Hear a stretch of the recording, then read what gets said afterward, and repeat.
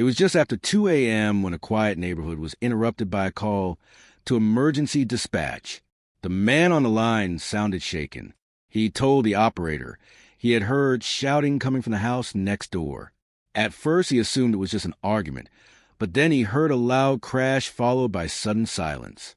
Concerned, he stepped outside and noticed that his neighbor's front door was slightly open and the lights inside were still on.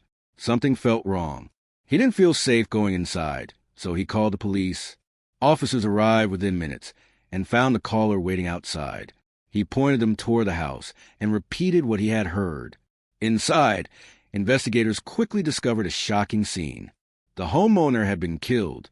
At first, the man who made the call appeared to be exactly what he claimed, a concerned neighbor who had done the responsible thing.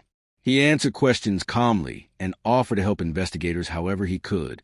But detectives know that early stories in a criminal investigation are rarely complete. As they began examining the details of that night, small inconsistencies appeared.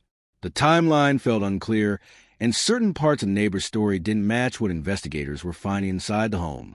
Slowly, a troubling question began to form. What if the person reporting the crime was not just a witness? The victim was 42-year-old Daniel Carter, an electrical technician known for living a quiet and dependable life.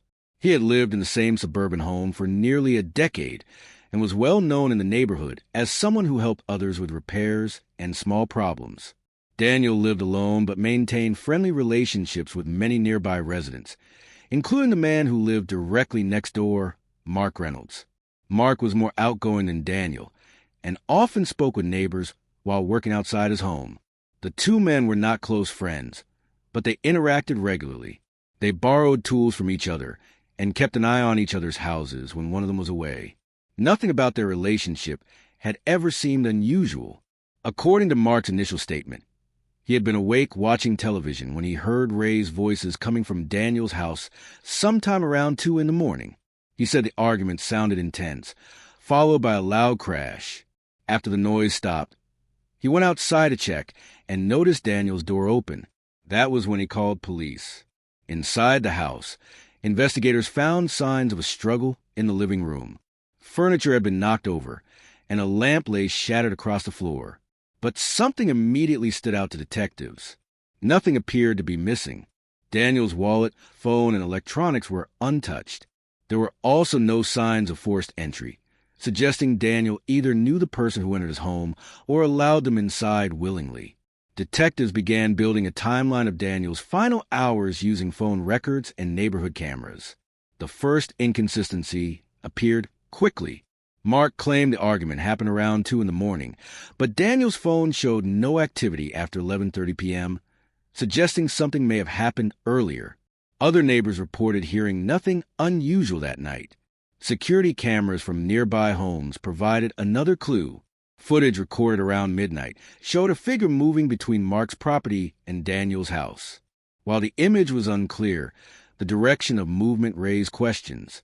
Detectives soon discovered fingerprints on the broken lamp that belonged to Mark. When questioned, he explained that he had helped Daniel repair the lamp weeks earlier. The investigation deepened when phone location data showed Mark's phone had been inside Daniel's home shortly before midnight. Confronted with this information, Mark changed his explanation and claimed Daniel had invited him over earlier that evening. But Daniel's phone records showed no calls or messages arranging a visit. Further investigation revealed financial tension between the two men. Months earlier, Mark had borrowed nearly $10,000 from Daniel.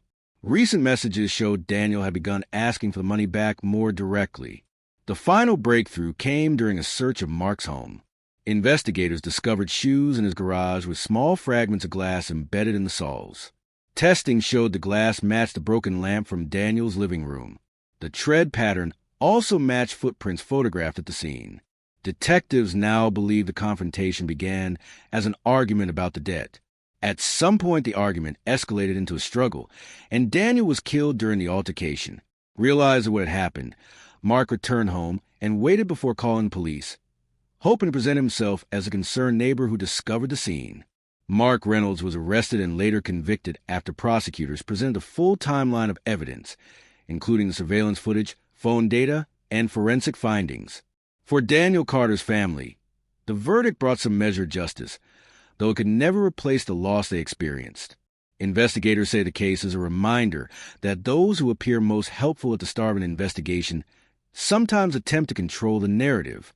In the end, it was not the 911 call that revealed the truth, but the small details, fingerprints, fibers, timelines, and footprints that expose what really happened.